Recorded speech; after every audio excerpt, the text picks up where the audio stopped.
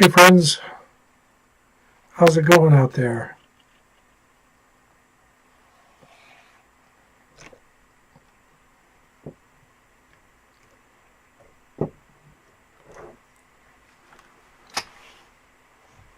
Say something in chat so I know you're there and can hear me and all those good things.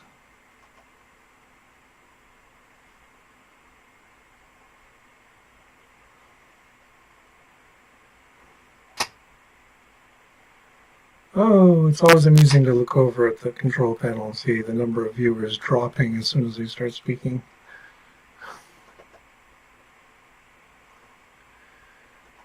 Hey there, all right, the Dutch are in.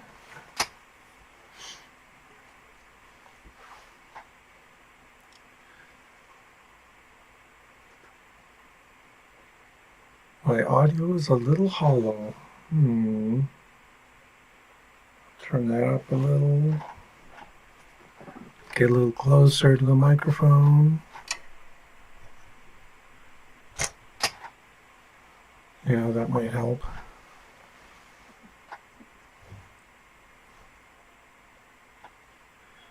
Anyway, does it feel good to be out of 2020, finally? Just magically, like that one change on the calendar, everything is going to be good. Have I read Shubin's book? Yeah, of course I have. Oh man, what am I doing wrong here? I don't know why I sound tinny.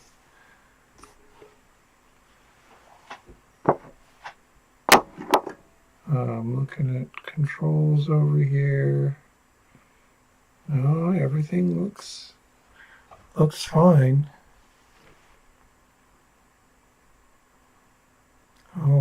Oh. Yeah, let me check the, no, it's coming from this box, which is the right place. Let me just check the, yeah, sometimes Linux, it's kind of annoying. It's not very good at remembering what we're, oh, there's something interesting.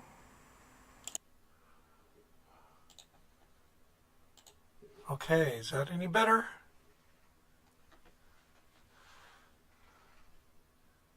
I am also spiking randomly in volume.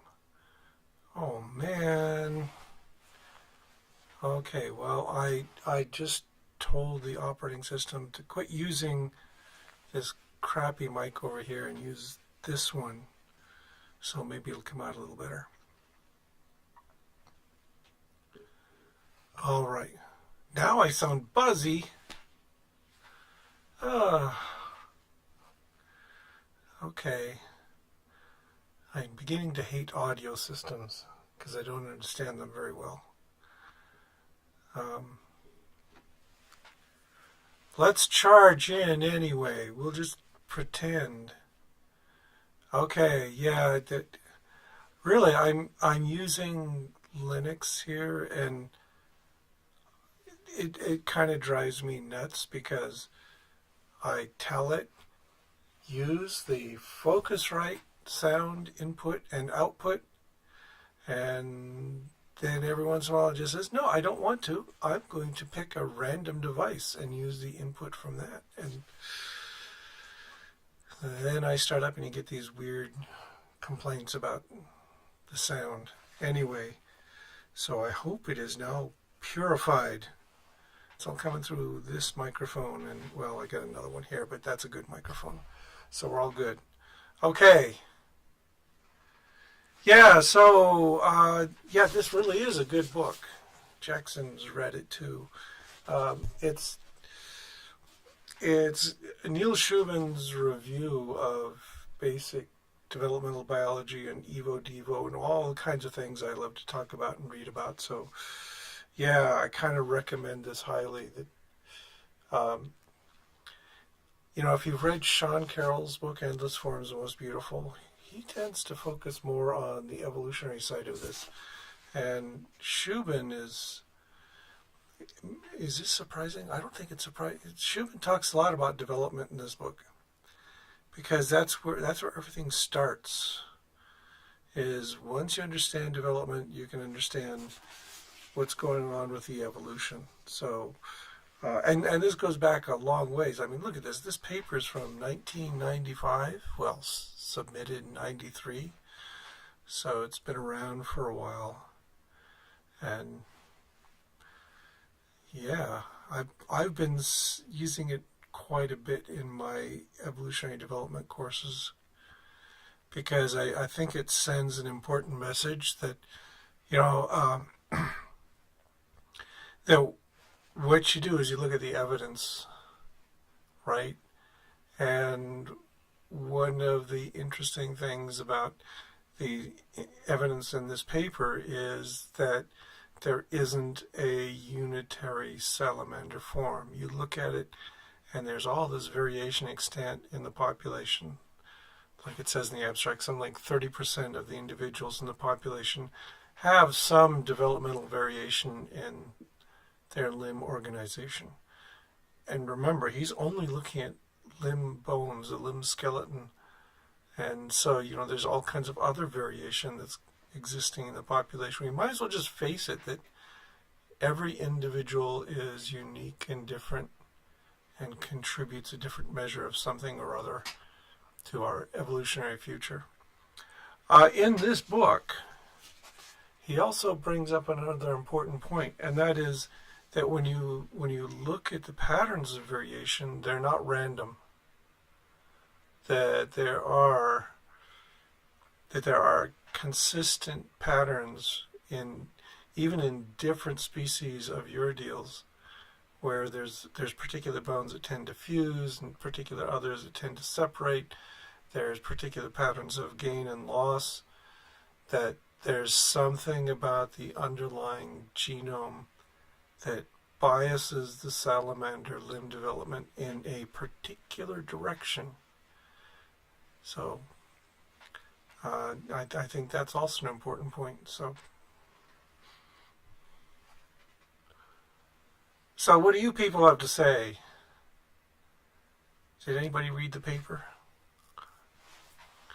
I mean, really, it is a fine paper. Let me just scroll through here. It's got this range of context that I kind of like. So here he's looking at different species and showing the variation in, the evolutionary variation that's present there. And then he's talking about, there's particular patterns of formation of these bones.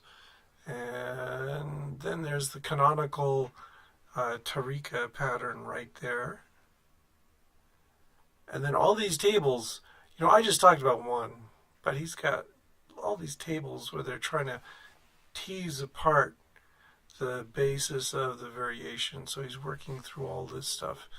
And, and a few diagrams. So like you can see there, this one, you get this fusion here that's fairly common. And yeah, it's just data. Oh boy.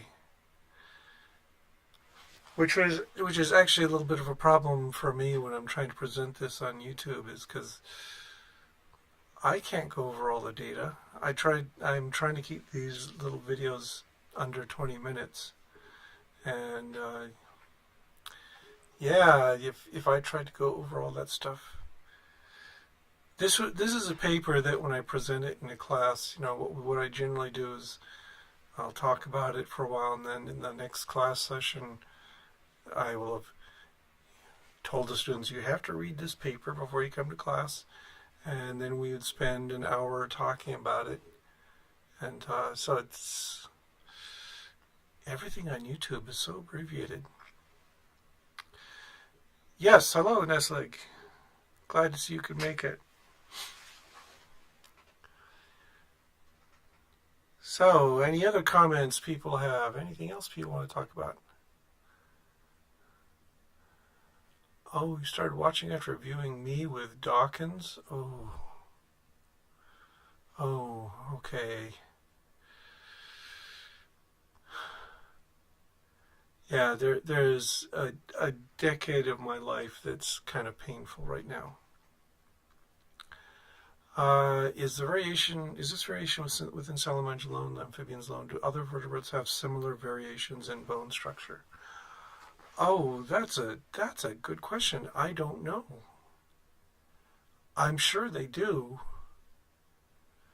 Um, if you look at the human hand, there's variation in our wrist bones. Is it well documented? I don't know. I should look that up. What a good idea. Yeah, I mean, I'm sure there is. I just don't know how much. Again, that was the virtue of this paper, is quantifying the actual amount of variation there. If you dig in the teratological literature, for instance, you'll find lots of anecdotal stories of, oh, we found this particular weird pattern in the limbs of this person or something, or this variation in neck bones or whatever. But it's really hard to sit down and just sample a whole population in an objective way and get a good feel for how much variation there is. That was another virtue of this paper, is that they got lucky. Just this pond froze and killed everything in there. There's no selection there. It was it's to use a term that you find in the paleontological literature. It's a field of bullets, right? You can't select against this. You can't select for survival in this particular situation. So, yeah, anything you can say about how the structure eventually leads to an opposable thumb? It seems like an interesting but complex development. Is it? I don't know, is it? It's really tough to see how this isn't particularly difficult. If you've got a range of digits, then sure, just specialize one in a particular direction. you know,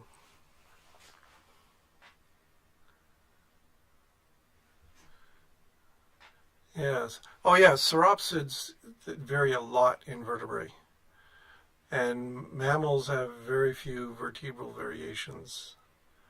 It's like we're fairly rigidly coded in, 7 neck bones, and there's more variation the farther back you go, but it's pretty tightly regulated. And then you look at birds and you look at the sauropsids, just, hey, you want a longer neck, just make a bunch more neck bones. That works for them. Doesn't work for us.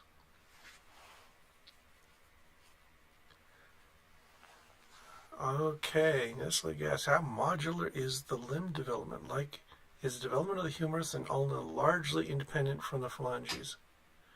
Are there also differences in molecularity? Did you mean modularity or I don't know. Anyway, yeah, there's a really good short review of this in Zimmer's book At the Water's Edge, because they're looking at these patterns, and there does seem to be a consistent set of molecules, of course, that are involved in this entire structure, and that when you look at all these different organisms, you find these Hox genes that are expressed that define, for instance, anterior and posterior part of the limb, and they're expressed in a specific pattern as you come up, and they make kind of an arch across the palm, and so that's the basic structure here. Is you just grow something across here, and then you branch across, and as it branches, you get the digits coming off. So this is kind of a branching structure where you got one bone, and you go to 2 bones, and then you go to a bunch up here. But when you actually look at the development of that, it comes up, and then there's a branch, it comes up a little farther, there's another branch. So it's this sequential pattern of branching, and that seems to be the case. Yeah. Yeah, so Zimmer's book, it's a great book. I mean, I'm kind of marvel at it because he does this really good job of science communication, where he takes this extremely complex subject and he distills it down into a discussion that's comprehensible to just about anyone, I would think, except the creationists. But nothing makes sense to them. Let's see. Scientia Preceptum asks, can you expound on the decade you just referred to from my previous comment? Maybe. Yeah. So, yeah, for a long time I started out on the internet as a science communicator. That's what I wanted to do, is talk about the science. But then I got diverted into atheism, and largely that was driven by the sudden surge of popularity of atheism, starting about 2005, maybe a little earlier. Yeah, we could also say it started about the time of 9/11, and and it got coupled to xenophobia and all this other nasty stuff. Anyway, so I got deeply involved in that. I did tours with Richard Dawkins, just like Lawrence Krauss did. No, don't compare me to Lawrence Krauss. Yeah, so I introduced him at a number of talks. We got together. We were on a mailing list together and discussing all this stuff. It was some heady times, and then I was on Mr. Deity too, and this was. It's really awkward to talk about because I think atheism is important, and I think the godless part is an important part of science. You can be a believer and be a scientist, but you have to leave the religion at the door when you walk into the lab. And so I think that's kind of an important part of thinking about the universe, is getting rid of all the superstitious crap that's piled on for centuries and thousands of years and all that. But at the same time, atheism turned into a crap show.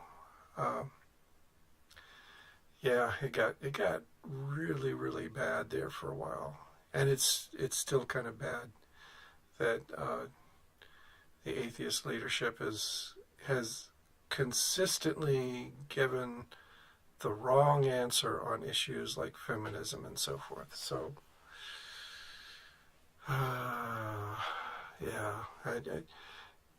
the latest thing from Atheist Alliance International is just the most regressive crap ever.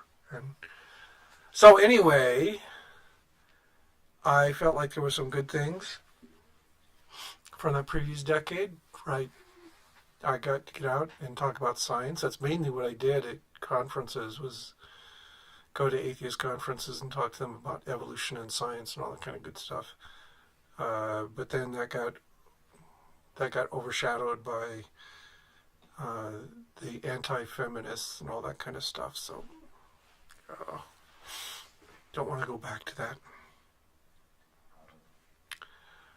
Oh yeah, a few things I learned from creationists. Yeah, I learned a lot from creationists. They are just so terrible and dishonest. And that's another thing I don't want to go back to is, I spent a lot of time debating creationists and talking to creationists and wrestling with their bad ideas. And it was frustrating at best, because you learn pretty quickly that they know nothing, that they're I still look in on that stuff every once in a while. So like over on Evolution News and Views, I just recently saw this thing where they're talking about the big problems in Darwinian evolution. We've moved well beyond Darwin, of course. And I noticed that one of them was The evolution of animals. What? They think it's a total mystery. How could animals have evolved? I don't know. It's just impossible. I've been thinking I probably ought to reply to that one. Except, it's getting down in the mud and wrestling with those people is just discouraging. Yeah, Ambulocetus, that's a good species. Oh yeah, the guy, Jeffrey, what was his name?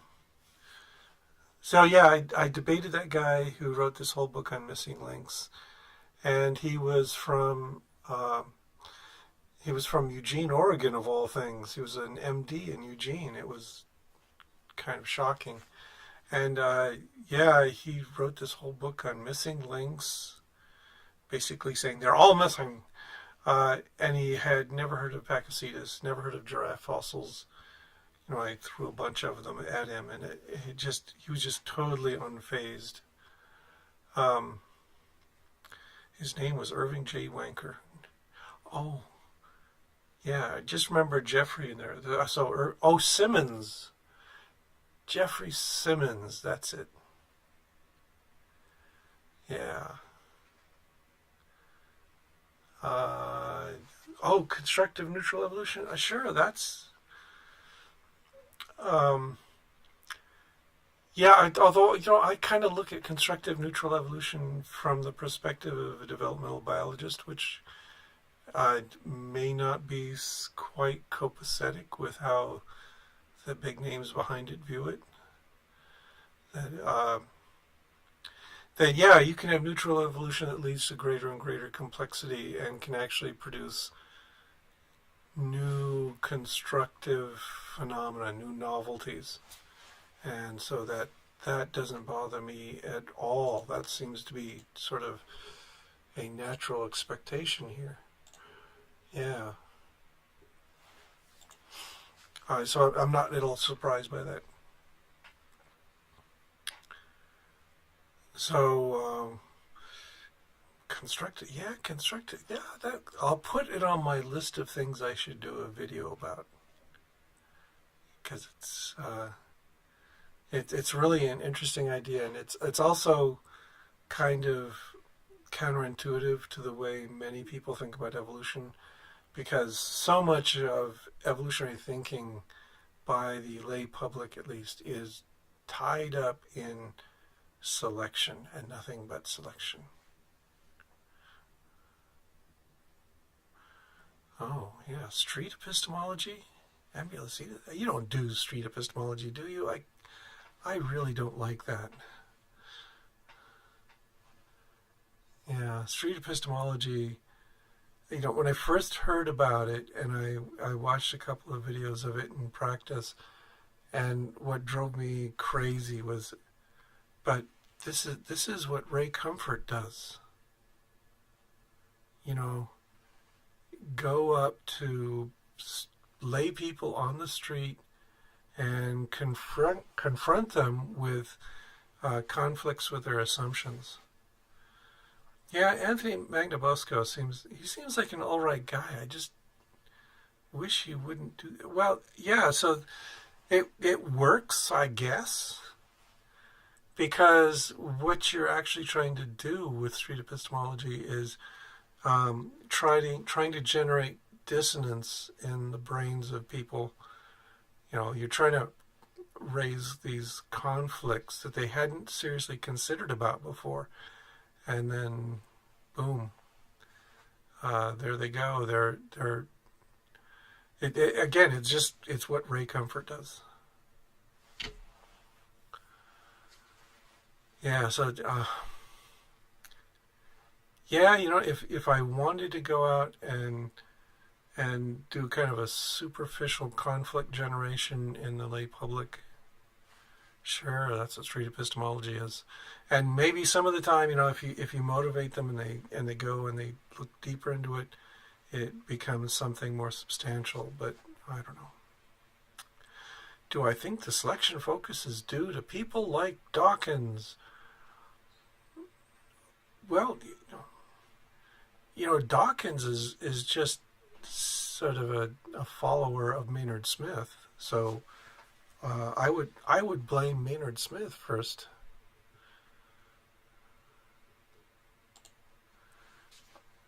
Yeah, yeah. Here's the thing. I personally like Richard Dawkins. Except for the cranky old man style that he's lately adopted. He's actually an interesting and thoughtful person to talk to, as long as you don't stumble into his weird, old-fashioned ideas about race and women and all that kind of stuff. Just if you stay away from that, he's got interesting things to say. But he did not invent any of these ideas. He was a popularizer, which is a good thing. Yeah, so most people aren't reading Maynard Smith, but they would rather read Richard Dawkins because Maynard Smith is painful to read. Yeah, he's a bit pompous and very British, and Dawkins he's got the vernacular. Dawkins, when he sits down and writes about evolution, he can rattle off great stuff that everybody can understand, and I think that's a powerful tool. Yeah, and nowadays I think that the atheism stuff was a huge mistake for him, because there was so much other good stuff he could be doing. Okay. Yeah, you've used street epistemology to talk a couple of fence sinners into accepting the lack of belief. Yeah, okay. Like I say, like I said earlier, I think it's kind of superficial. But yeah, if you've got somebody who's comfortably sitting on the fence and you can give them a little nudge and knock them off the fence, that they try to clamber back on, but at least it forces them to think a little more and maybe get exposed to some other useful stuff.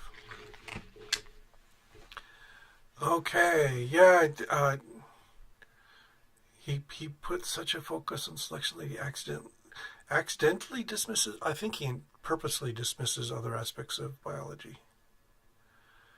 That there was an interview a while back, a couple of years ago, where they actually talked to him about nearly neutral theory, and he agreed that those were real, and then he went on to say, but they don't generate anything important. They just aren't valuable in evolutionary terms, and that's wrong. I mean, somebody mentioned who was it? Somebody mentioned constructive neutral evolution up there. Was that Nestle? Yeah. Constructive neutral evolution is a good way to think about how you can generate novelties using this. And this paper by Shubin, all right, you are finding this population, and it's got a significant number of individuals who have this variation, and the variation does not have any selective effect, we don't think, that we can detect. But then when you look at the history of the Uridale lineage, and you see that all that variation leads to this, all these things up there, there had to have been a phase of just neutral accumulation of variation. I would expect that there may well have been some selection for various phenomena, but yeah.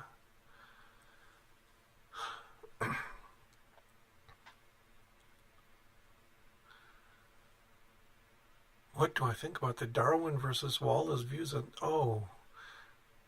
19th century views on evolution? Wallace he independently came up with the whole idea of natural selection. But then he waffled so much, and he started making exceptions for humans. I don't. Yeah. There's a reason nobody reads Wallace anymore. Oh, opinions about the units of selection: gene level, individual, group level, kin selection, and species selection. Yeah, there we're getting into some really technical stuff, and I do accept that there are multiple levels of selection. The question is, how important are they? I don't have a good metric, and that's, again, to return to this paper, that this is one of the things I like to see, is when you have a set of observations that can confirm the actual quantitative amount of relative contribution to the population. And I haven't seen that for like group level and individual selection, group level versus individual level selection. Kin selection, I certainly believe, although there's been some dissent about that lately too. Evolution is a complicated mess. Scientia Preceptum. I think besides Gould, most of the evolutionary biology books in my collection are from John Maynard Smith. How old are you? Oh man, that's just like...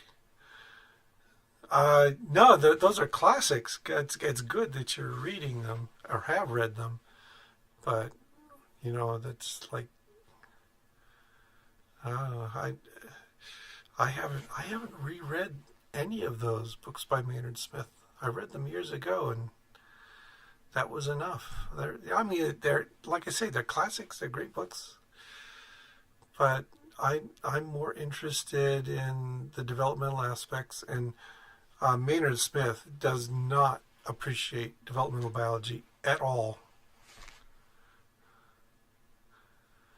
Yeah. Oh, Prum. Yeah, I haven't read Zahavi. I do like Prum, though. And once again, Prum is one of these people who has a strong foundation in, real science, observational science, getting out there and do... Ooh, I use the word observational science, and no, that's a creationist term. Pretend I didn't say that. But actually getting out there and doing the field work and the observations, that's... I really liked Prum's last book. What was it titled? One was all about beauty in birds.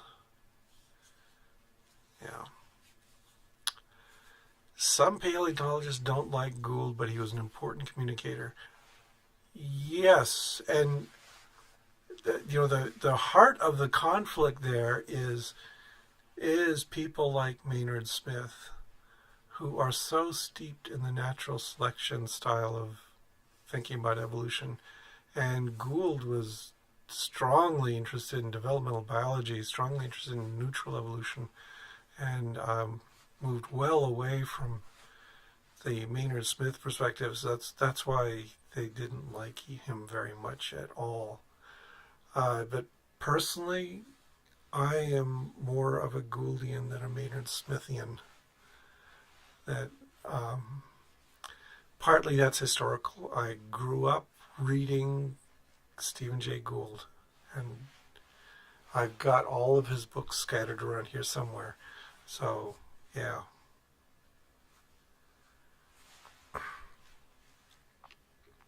Oh, we got some education questions here. What do you think we can do to get proper education of evolution in the K through 12 schools, especially in places like Louisiana and Texas? Yeah, get to work, Jackson. Yeah, get to work. Fix Louisiana for us all. What can we do to get proper education of evolution? Oh, man. I would think that the number one thing we could do is major changes in funding for schools. I think that's the big issue. Right now, school funding all across this country is completely in the hands of locals. And what that means is the locals tend to be biased towards old school ideas and tend to be anti-evolutionary. There has been, this really strong push, a very smart push, by the way, by the evangelical right to do things like dominate school boards, where they can dictate exactly what is taught in the science classroom. And that's what I think we got to do, is get more funding at a state and national level so that we can enforce standards, and get, barring with that, is get more people running for school boards. Yeah, we got a problem in this country where everybody thinks, oh, I gotta run for president to make a change. No, president is not going to make the changes. The people are going to make the changes that are at a lower level. So yeah, target school boards. Get on there, and make them as powerless as you can. It's also a very racist thing in this country, that if you've got local control, what that means is that you can promote inequities in funding and support for education in regions, and that's terrible. Let's see. You've talked about how you can't do courses on YouTube, and I agree. But do you think it will ever be possible to do wholly online courses for hard sciences like biology? No. I think it's tough. For instance, this coming semester I'm teaching genetics, and last year I taught it in the spring, and losing the lab section as we abruptly did because of the pandemic was tragic. There is so much you have to do with hands-on work, and it makes a huge difference.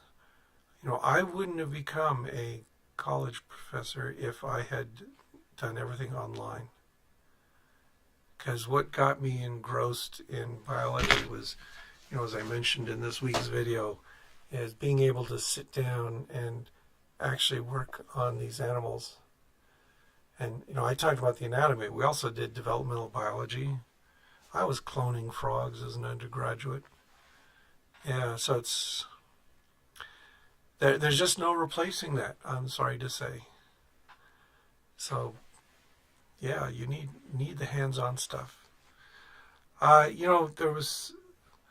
There was some interesting approaches. We had a jobs interview last year or the year before last, where we get some people coming in, and one of the interesting people was somebody from Alaska. Alaska is this huge place. It's all scattered. You've got the Indian population out there, the native population, and they need to be served as well. And they did some good stuff where they, for instance, made up kits to do the experiments that they were talking about, and they got those delivered to these remote settlements, and then they did everything online, but the students are actually working with their hands doing these simple experiments, and that's kind of a step upwards from just wholly online. But even there, when I teach genetics, you get these students who have never looked at a fly close up, and they need help to figure out what's important, to recognize what they can see. So you just can't beat hands-on for that.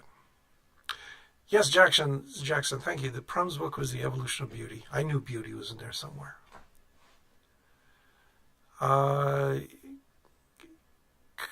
Could you do humanities better? I think maybe. Yeah, when I think back to, I took a lot of courses in humanities and history and so forth, and when I was an undergraduate, and none of them were lab courses, but the discussion sections were valuable, and I could see where you could do discussions online. You could, getting that back and forth with a professor and with fellow students is kind of important. Yeah, and okay, right. Books, articles, papers, other literature. Yeah, you do all that stuff, and that's that's kind of essential as well. When we teach our upper level courses here, that's an important premium that we add is you don't just do the textbook. You got to have the original science papers and do that stuff. So yeah, we do a lot of that going back to the scientific literature. It actually creates another little dilemma in that the textbooks are overpriced, and if you're just ignoring the textbook for the large part and going right to here's the current literature, here's the stuff you should know, then it seems silly to spend $150 on a textbook for that. When all the textbook is there for is to provide basic background information. Oh yeah, history is another big subject for school boards and the evangelical right. Yeah, American exceptionalism in a history course. Isn't that just painful to see?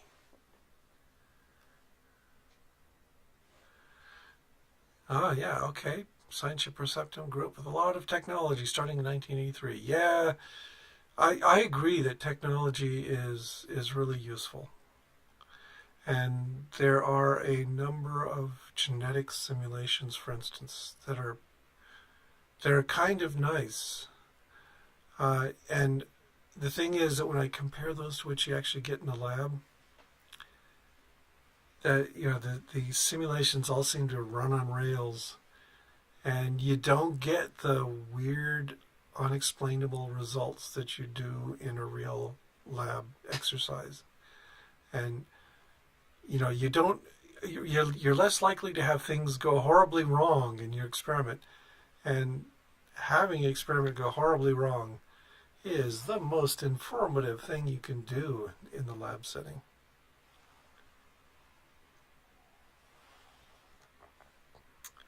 Yes, ethics needs to be taught along with science. I agree. Yeah, I've talked about this in the past where I really think we ought to have a philosophy requirement if you're taking a hard science like biology or physics or chemistry or whatever. It's just that nobody can do it.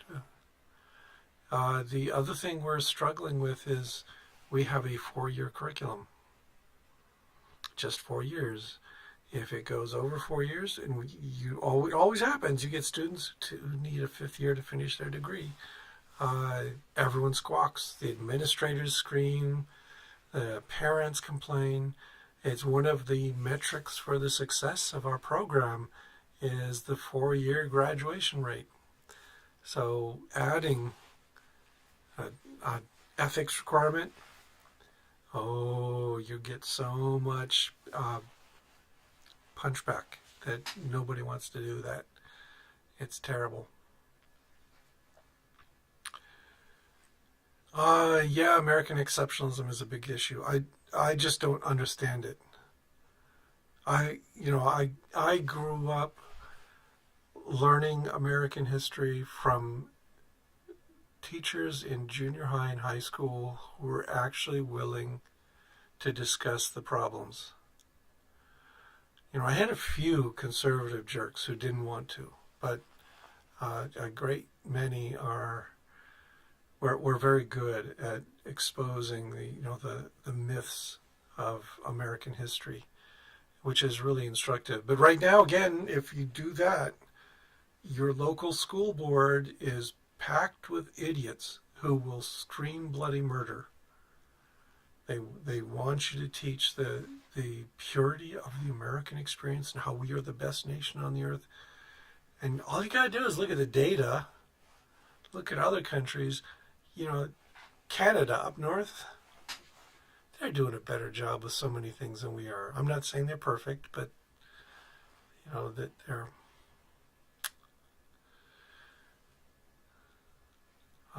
Let's see. Okay, saying perception has more recommendations. Yeah, The Dragon Genetics course, the PBS Nova Labs, yeah. Oh, there's a birds. Yeah, we used that bird simulation there. I think it might have been the same one. There was a really good simulation that used the data from the Galapagos on various parameters of individual birds that were measured. You get this huge pile of data. And we used that in our introductory biology course, our first year biology course. And I actually had students, you would have to formulate a hypothesis and dive into all this data and extract the stuff that was relevant and see if it worked. And that was good. Yeah. Oh, yeah, okay, Sancho agrees about mistakes in labs being important. Like you say, the problem is mistakes take more time to understand and fix. And like our 4-year curriculum, if you look in the public schools, there is a series of benchmarks you have to meet in order. You have to go through these things. You have to check off these things in boxes, and it really limits the amount of time you can spend. One of the most valuable experiences I had in high school was that I had a chemistry teacher who didn't want to be there. This chemistry professor was actually somebody who had a PhD in everything, but sometimes it's hard to get a job, and he found a job teaching in a high school for a couple of years, and he was terrific because the first thing he did was he said, "Forget it. We're gonna teach this chemistry stuff because you guys don't know any math, and you haven't matched it." And so we spent the entire semester just drilling through the basics. This was a chemistry course, which is where I learned about significant digits. This is where I first learned about probability. We went over basic algebra. I know this was a course where instead of learning chemistry, we learned some, of course.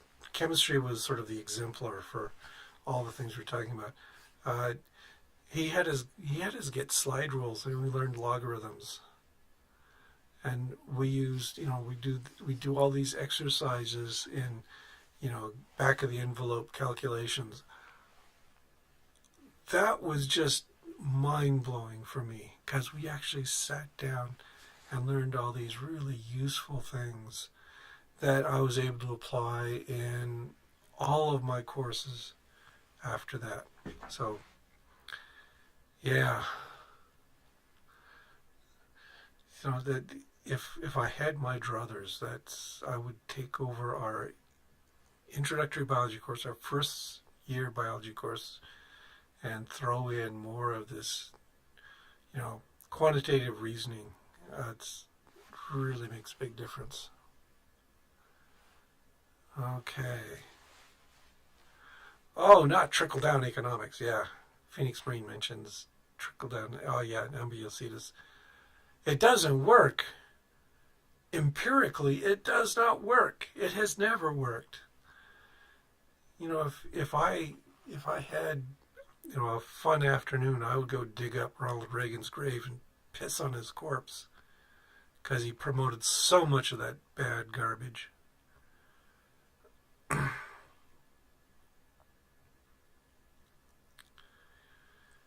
Yeah.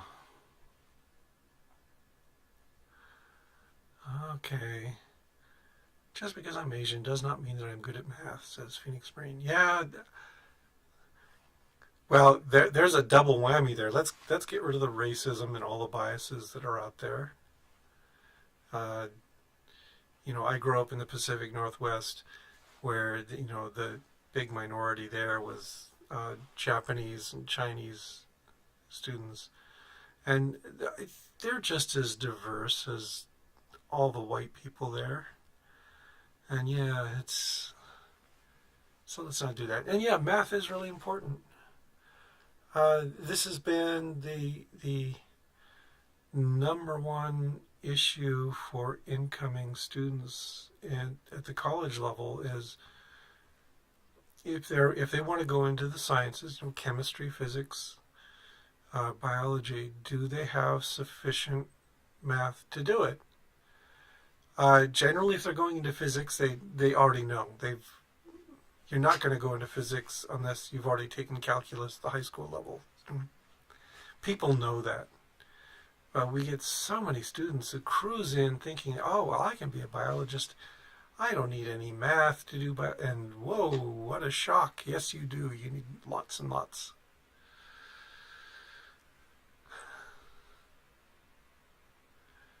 Yeah, okay. We were talking about teaching trickle-down economics alongside of American exceptionalism and creationism in comparative mythology course. Yeah, that's where that stuff belongs there. And yeah, it's such an American poison, all three of those things. Am I bad enough to dig up the president? No, I'm probably not.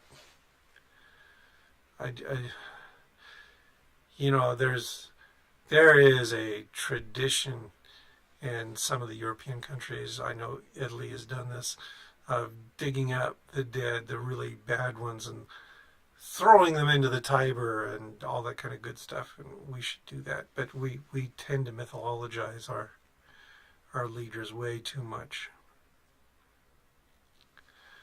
Yeah, minorities and majorities have been harmed by trickle-down economics. Okay, Ambulocetus is...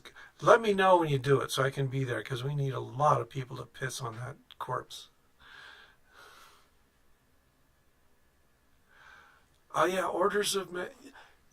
I mentioned that high school chemistry course where he did this. And this was such a powerful tool. Is he taught us, start with exponential notation. You got to master that, and it's pretty easy. And then when you do your problems, your calculations, the first thing you do is just orders of magnitude, so that you know that the numbers will fall into this particular range. And yeah, I did a lot of that. And I find students now still have problems with that. That you get students who do these... Oh, for instance, in cell biology, we have them do a whole bunch of really simple math problems like, oh, calculate the volume of this cell. Here's the linear dimensions of the cell. What's the volume of that cell? And then, okay, here's a prokaryote over here. Here's this. How many prokaryotes would fit in that eukaryote? And these are things where you sometimes get surprisingly large numbers, but not so surprisingly large that you can talk about, 10 to the 50th prokaryotes will fit in. I know we get answers like that every once in a while. And that's where you guys sit down and say, okay, wait, stop, rethink. You just use orders of magnitude. People get so hung up on typing in precise numbers into their calculators that they miss the big picture. Oh yeah, Saintia, you majored in evolutionary biology, but minored in statistics and tutored pre-cal algebra. Yeah, we don't have a evolutionary biology major. We just got a biology major. But yeah, if you're going into evolutionary biology, I tell everyone, know your statistics, know your math, because it's going to be used throughout. In many ways, statistics may be more useful than calculus. Yeah, so our requirements here at UMM are you got to have one semester of calculus and one semester of statistics to graduate, basic statistics, which is reasonable, I guess. That's about as much as you can expect. Yeah, they've got to get beyond pre-calculus, and you can't even take chemistry unless you know algebra, so they need to know that. Okay, Phoenix Marine and Cretaceous. I'm not a person of science, but even I know that is just bunk. Yeah. And flat earthers. I don't get flat earthers. These, you dig down into creationists and flat earthers, and what you find is a bunch of egocentric narcissists who are convinced that their casual grasp of a few ideas means they know it all. And often those basic ideas they've gotten wrong. So, yeah. Oh, math is... I'm Yosidis. Is that good or bad? Because you say math is why I'm a service technician. Service technicians are kind of important, right? I presume you're saying, I got enough math that I could do this really valuable service to society, right?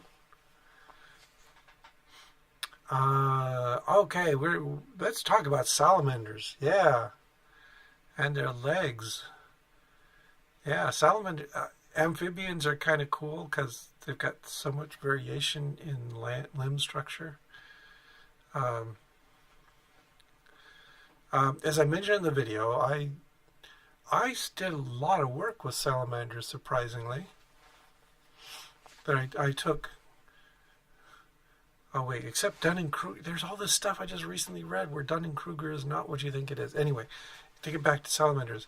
Yeah, when I was an undergraduate, I did a lot of work on a variety of organisms. I did salamander comparative anatomy. I did nervous system of mice. I did histological work on that. I did a lot of work on flies, development of flies.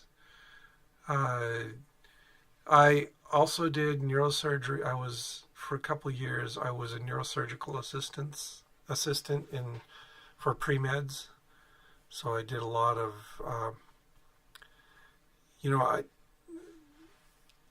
it was a very weird position where I feel like I learned a lot of ethics, because here I was, an undergraduate, and I was supposed to be helping pre-meds and medical students do these neurosurgeries on cats and rabbits and so forth, and quickly learned that I was more interested in the health and well-being of the animals than they were. It really disabused me of much respect for the ethics of doctors, at least at that level. So I did a lot of, I would actually step in and say, no, stop right there. You're hurting the animal. I mean, it's anesthetized, but I was going to have to deal with it after recovery, and I would step in and show them how to do it. And again, I didn't have the theoretical training. It was a lot of hands-on work with surgery, neurosurgery in animals, and you learn a lot when you have to do it. So yeah, I was doing all these different animals there. Then in graduate school it was zebrafish and frogs and salamanders again, and then in postdoc it was grasshoppers and zebrafish. So yeah, getting that wide exposure is kind of important. Neslick says, about the notion of the genetic blueprint, it's rather easy to point out the genome doesn't contain instructions that say how many limbs with how many fingers, but they often will insist that those instructions are still there. Right, yeah. There was a whole bunch of big names in science before the onset of the Human Genome Project who were making these absurd predictions that we're going to dig into the human genome and find things like code that said how many fingers you're supposed to have. And you should know, just from, if you just look at from the developmental perspective, no, the number of fingers is an emergent property of interactions between different tissues and molecules in the growing hand.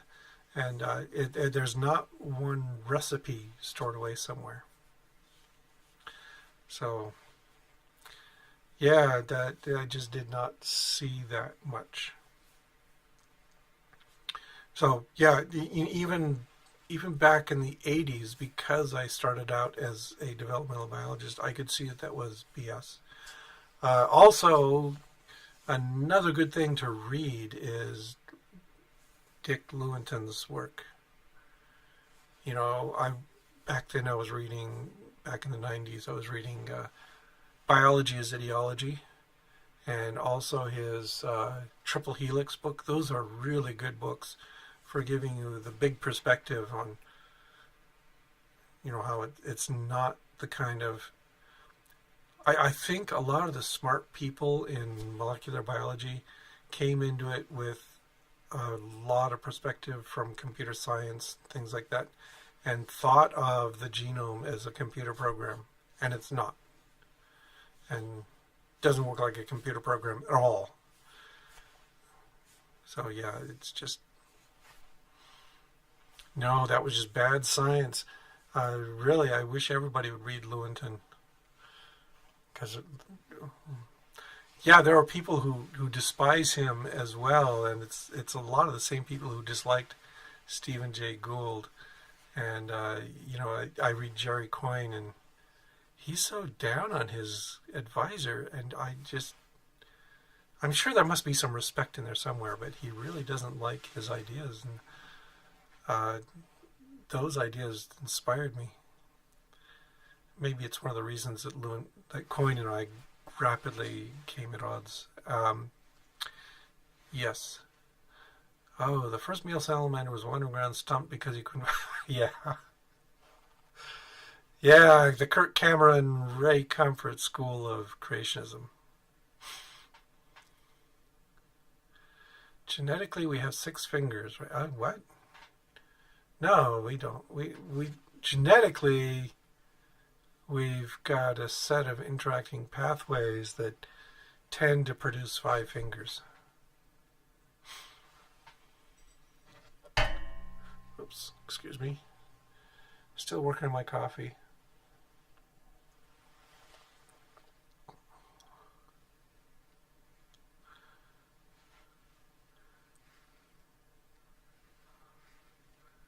Oh, my wife is outside working in the snow. I should probably wrap up soon. Yeah, Kirk Cameron, Ray Comfort, Ken Ham, all these people are they're just disgusting. They think they understand evolution and they don't. Oh, Kent Hovind. Yeah, we brought up the big 4 already. Okay. Yeah, Kent Hovind is... He's a crook, just plain and simple. Liars and crooks, all of them. Oh yeah, required reading was The Spandrels of San Marco from Gould and Lewontin. To understand, not so much adaptive landscapes as just this whole idea that everything is interlinked. And also that, you know, you can't just look at something in an organism and say, oh, well, we clearly selected for this particular attribute. No, because there may have been selection for something, and then secondarily it has produced this other attribute. One of the best examples of that are the blind cave frog, or cave fish, which when they look carefully, it looks like, no, they weren't selected for blindness. And it wasn't simply that, you know, there was an accumulation of deleterious mutations that knocked out the eyes. It was, they were selecting for other features in the facial structure of the fish, you know, an amplification of ventral sensory structures that essentially suppress the eyes. That you can't understand how selection is working unless you understand all the pieces of the puzzle and how they're interacting with one another.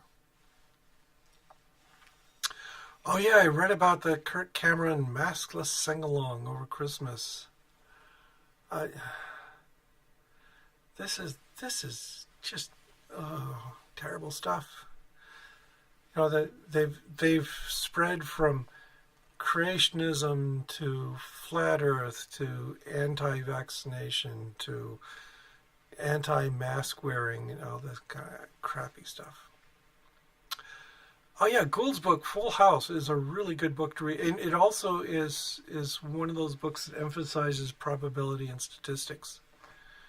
And it's again getting at that mathematical foundation to everything. All right, so a question about the paper. What can we take away from this research about interspecies variation compared to interspecies variation? I'm thinking in particular of your comments in your video about the cat, the shark. Yeah, that we tend. This is also something that's common from a taxonomical point of view. Is the looking for the type specimen. This is the individual. This is the way that everything is supposed to form. Is all the individuals in this species are reflections of this one. And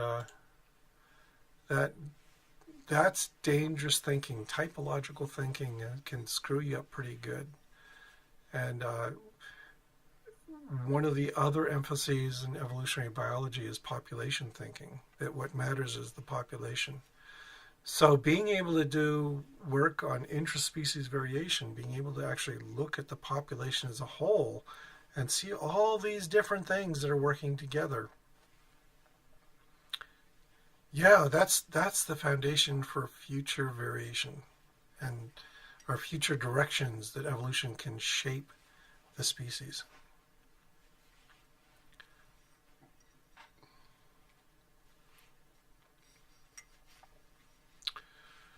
Oh yeah, the denialist perspective. If the evidence contradicts the Bible, the evidence is wrong, according to Ray Comfort. And yeah, that's. I'm comfortable saying if the evidence contradicts evolution, then evolution is wrong. And I'm supposed to be this hard-nosed, ferocious evolutionist.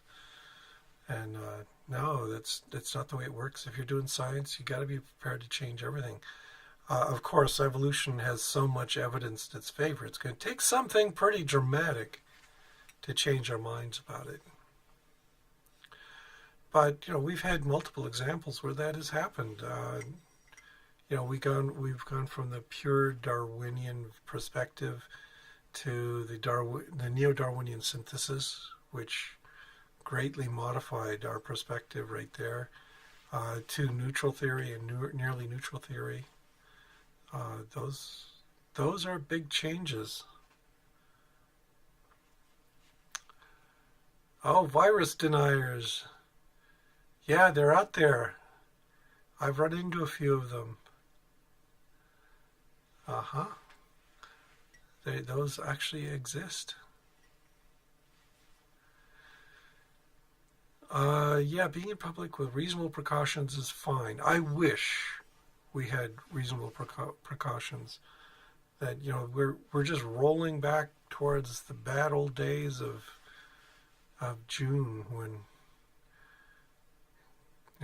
Trump was sitting there saying, "Oh, it's just going to disappear. The disease will disappear over the summer as the sun comes out and kills the." No, it didn't happen. Yeah, it's a Democratic hoax. It's just the flu. Yeah, there's lots of people. Oh, even creationists accept evolution up to a point. They accept that cattle and antelope have a common ancestor. Some of them do. Some of them do not. There's a huge amount of flexibility in the creationist mindset with regards to that. So, no, there's some crazy. No, I shouldn't use the word crazy because they're actually perfectly sane. They've just got really bad ideas in their heads, and it's unfortunate.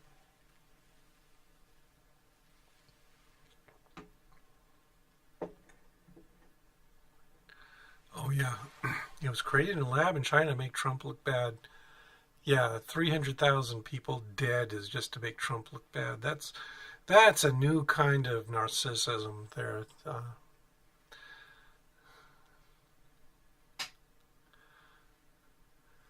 Okay, well, we've been talking for over an hour. I don't want to get carried away. Yeah, I can talk about things for hours and hours and hours, but let's draw it to a close right there.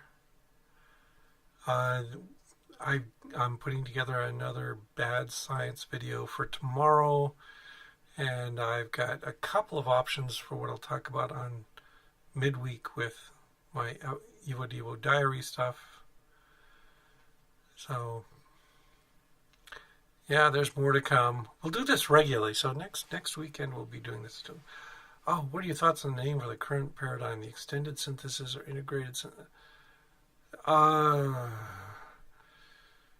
The problem with things like the extended synthesis and the integrated synthesis is that there's a bunch of asshats who are promoting this stuff.